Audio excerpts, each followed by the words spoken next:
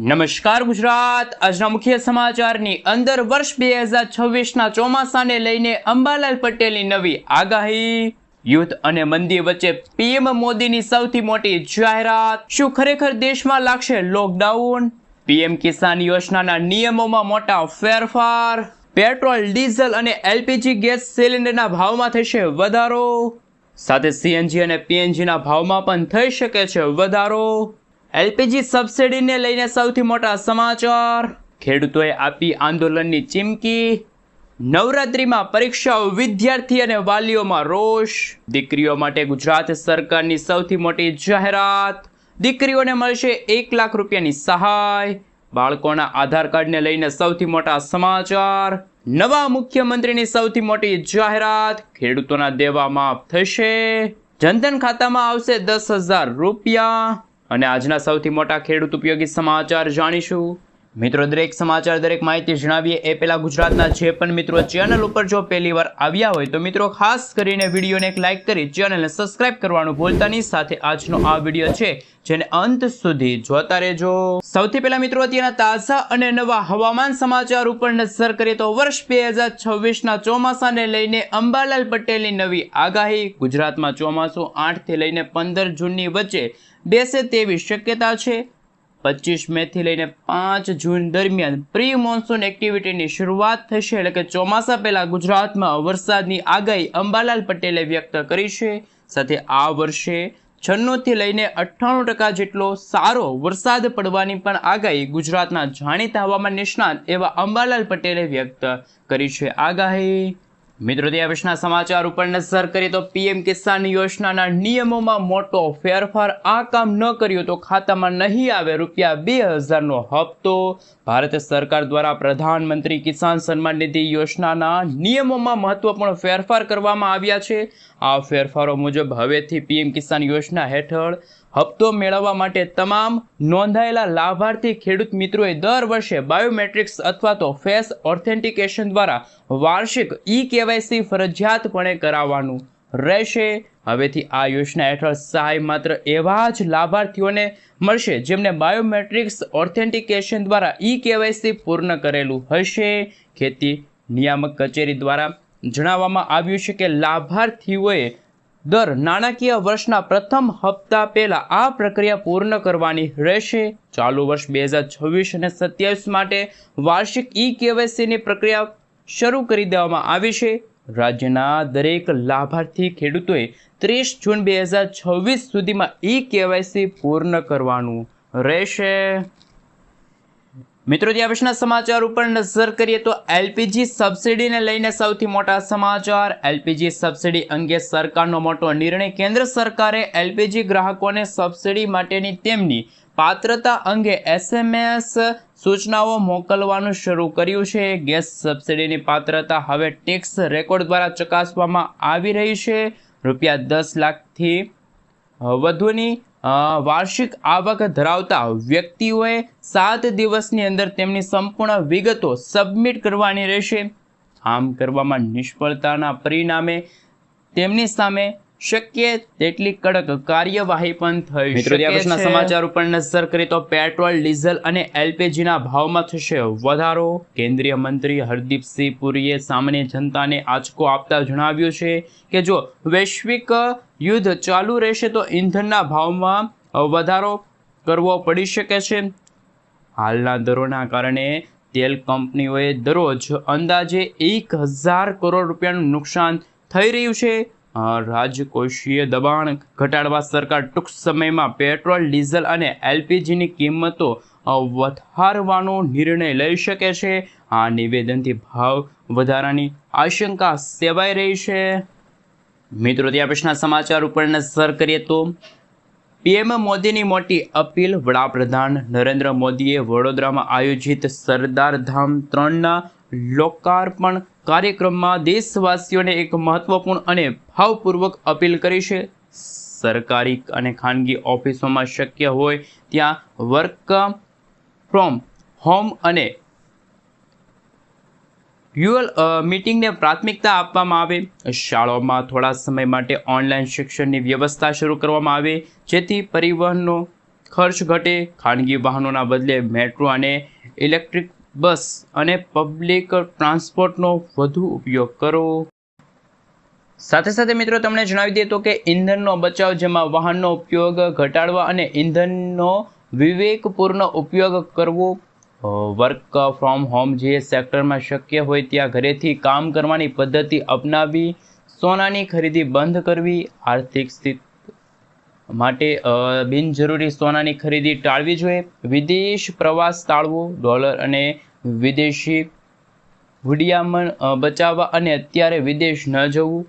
કુદરતી ખેતીને પ્રોત્સાહન, ખાતર અને કેમિકલ પરની નિર્ભરતા ઘટાડવી અને જાહેર પરિવહનનો ઉપયોગ, જેમાં ખાનગી વાહનોના બદલે બસ અને ટ્રેનનો ઉપયોગ વધારવો.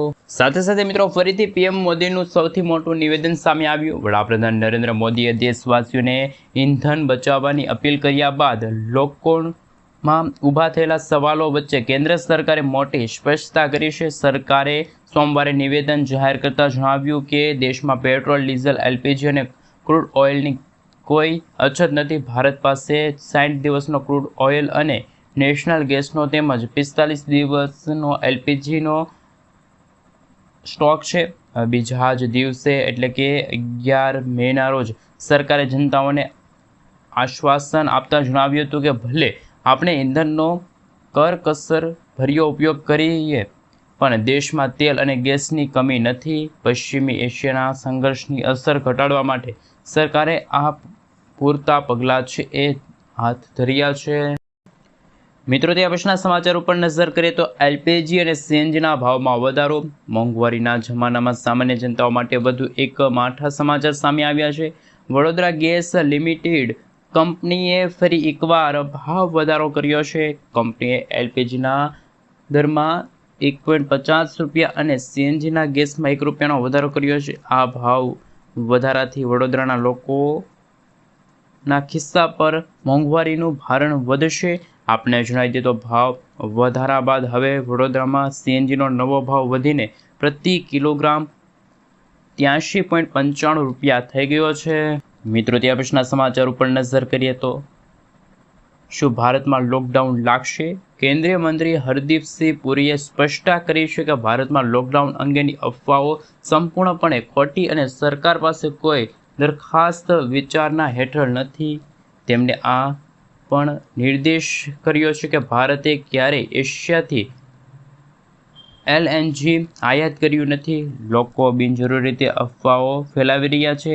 હકીકતમાં આ અફવાઓ પીએમ મોદી દ્વારા 1 વર્ષ માટે સોનું ખરીદવાથી દૂર રહેવા, પેટ્રોલ અને ડીઝલનો વપરાશ ઘટાડવાની અપીલ બાદ ફેલાઈ હતી. મિત્રો ત્યાં પછીના સમાચાર ઉપર નજર કરીએ તો ખેડૂતોએ આપી આંદોલનની ચીમકી. ખેડૂતોમાં અત્યારે ભારે રોષ જોવા મળ્યો છે. ખાસ કરીને વડાલી તાલુકામાં ખેડૂતો ડીએપી ખાતરના ભાવમાં કરવામાં આવેલા વધારાને લઈને આક્રમક મૂડમાં છે. રાજ્ય અને કેન્દ્ર સરકાર દ્વારા ખાતરના ભાવમાં જે વધારો ઝીકવામાં આવ્યો છે તેને લઈને ખેડૂતોનું કહેવું છે કે આ વધારો તેમની કમર તોડી નાખશે અને વડાલીના ખેડૂતોએ તાત્કાલિક ભાવ ઘટાડવા પરત ખેંચવાની માંગ કરી છે. ખેડૂતોનું માનવું છે કે ડીએપી ખાતરના ભાવ વધારો પરંતુ ખેંચવામાં ન આવે તો આવનારા દિવસોમાં ખેડૂતો રાજ્ય અને કેન્દ્ર સરકાર પાસે નવા એક આંદોલનનો માર્ગ અપનાવશે. મિત્રો ત્યાં પછીના સમાચાર ઉપર નજર કરીએ તો સૌથી મોટા સમાચાર. નવરાત્રિમાં પરીક્ષાઓ, વિદ્યાર્થી અને વાલીઓ થયા છે રોષમાં. ગુજરાત બોર્ડના શૈક્ષણિક કેલેન્ડર મુજબ ધોરણ 9 થી લઈને 12ની પ્રથમ પરીક્ષા 22 ઓક્ટોબરથી શરૂ થઈ શકે છે, જે નવરાત્રિના માત્ર 2 દિવસ બાદ છે. આ નિર્ણયથી વિદ્યાર્થીઓ અને વાલીઓમાં ભારે નારાજગી છે. શૈક્ષણિક મંત્રીએ રજૂઆત કરી છે કે રાત્રિના તહેવારને કારણે વાંચન શક્ય નથી, તેથી આ પરીક્ષા 10 દિવસ વહેલી અથવા તો મોડી રખાવી શકો છો. ધોરણ 9 અને 10 સાથે 11ની વાર્ષિક પરીક્ષાઓ માર્ચમાં યોજવાની માંગણીઓ પણ કરવામાં આવી રહી છે. મિત્રો ત્યાં પછીના સમાચાર ઉપર નજર કરીએ તો સૌથી મોટા સમાચાર સામે આવી રહ્યા છે. બાળકોના આધાર કાર્ડને લઈને નવી અપડેટ સામે આવી. બાળકોના આધાર કાર્ડ માટે બાયોમેટ્રિક્સ અપડેટ જરૂરી છે. UIDAI દ્વારા હવે 5 થી લઈને 17 વર્ષના બાળકોના આધાર કાર્ડ માટે બાયોમેટ્રિક્સ અપડેટ અનિવાર્ય છે. આ પગલું આધાર ડેટા સચોટ અને માન્ય રાખવા માટે ભરવાનું રહેશે અને ડેટાને સપોર્ટ અને માન્ય રાખવા માટે ભરવાનું રહેશે. અને આ અપડેટ સુનિશ્ચિત કરે છે કે બાળકોના બાયોમેટ્રિક્સ ડેટા જેમ કે આંગણવાડીના નિશાન અને આંખોના પલકાર અને જેમને તેમના માટેની સ્કેન કરી છે આઈડી તેમને લઈને શું આગળ ખાસ કે મિત્રો આપણે જણાવી દઈએ તો સામાન્ય રીતે રેકોર્ડ્સ વિશે વાત કરવામાં આવે તો આ પ્રક્રિયા માટે 30 સપ્ટેમ્બર 2026 સુધી તદ્દન મફત કરવાનું રહેશે. મિત્રો ત્યાં પછીના સમાચાર ઉપર નજર કરીએ તો તામિલનાડુના નવા મુખ્યમંત્રીની એક જ કલાકમાં 3 સૌથી મોટી જાહેરાત કરવામાં આવી છે. જેમાં પ્રથમ 200 યુનિટ મફત વીજળી જે રાજ્યના નાગરિકોને રાહત આપતા વિજય સરકારે 200 યુનિટ સુધી મફત વીજળી આપવાની જાહેરાત કરી છે. મહિલા સુરક્ષા એમના વિશે વાત કરીએ તો મહિલાઓની સુરક્ષા સુનિશ્ચિત કરવા માટે પણ એક અલગ સ્પેશિયલી ડ્રાફ્ટ છે એ મિત્રો તમે જોઈ શકો છો એ બનાવવામાં આવ્યો છે. મિત્રો ત્યાર પછીના સમાચાર ઉપર નજર કરીએ તો જાણો કઈ તારીખે ખેડૂતોના ખાતામાં જમા થઈ શકે છે ₹2023મો હપ્તો. તો કે મિત્રો કૃષિ મંત્રાલય દ્વારા હજુ સુધી કોઈ ચોક્કસ તારીખ જાહેર કરવામાં નથી આવી, પરંતુ સામાન્ય રીતે કોઈ દર વર્ષે પ્રથમ હપ્તો છે એ ટ્રાન્સફર કરવામાં આવે છે અને પાછલા વર્ષના ટ્રેડ મુજબ 31મો હપ્તો જૂન અથવા તો ઓગસ્ટ મહિનાની અંદર ખેડૂતોના ખાતામાં આવી શકે છે. જોકે હજુ સુધી ખેડૂતોએ કેવાયસી આ સાથે મિત્રો તમે જોઈ શકો છો જો તમારી બધી જ વિગતો અપડેટ હશે તો જ તમારા ખાતામાં ₹2023મો હપ્તો જમા થશે. મિત્રો ત્યાં પછીના સમાચાર ઉપર નજર કરીએ તો તમારા માટે રાહતના સમાચાર ઘરે બેઠા બનાવો ફાર્મર આઈડી. ખેડૂતો માટે એક મહત્વપૂર્ણ અપડેટ સામે આવી છે. હવે ખેડૂતો પીએમ કિસાન યોજનાનો લાભ લેવા માટે ફાર્મર આઈડી ફરજિયાત કરવામાં આવ્યું. સરકારે એગ્રીસ્ટેક પ્રોજેક્ટ હેઠળ દરેક ખેડૂતને ડિજિટલ ઓળખ બનાવી આપવા કહ્યું છે. જો તમારી પાસે આ આઈડી નહીં હોય તો આગામી હપ્તો અટકી શકે છે. ખેડૂત રાજ્યના એગ્રીસ્ટેક પોર્ટલ પર જઈને અથવા તો નજીકના CSC કેન્દ્ર પર જઈને આધાર કાર્ડ છે, જમીનના દસ્તાવેજો છે, બેંક પાસપોર્ટ આપીને આ આઈડી છે મેળવી શકે છે. ત્યાર પછીના સમાચાર ઉપર નજર કરીએ તો યુદ્ધ અને મંદી વચ્ચે વર્ષ કાઢવા માટે PM મોદીએ 5 વાત ખાસ જાણી લેજો. જેમાં ઘરેથી કરો કામ, પ્રાથમિકતા આપો, 1 વર્ષ માટે સોનું ખરીદવાનું ટાળો, 1 વર્ષ માટે આંતરરાષ્ટ્રીય મુસાફરી કરવાનું ટાળો, રાંધણ ગેસ વપરાશ ઓછો કરો, પેટ્રોલ અને ડીઝલનો વપરાશ ઓછો કરો કારણ કે પેટ્રોલ અને જાહેર પરિવહનમાં આગ જાહેર થઈ શકે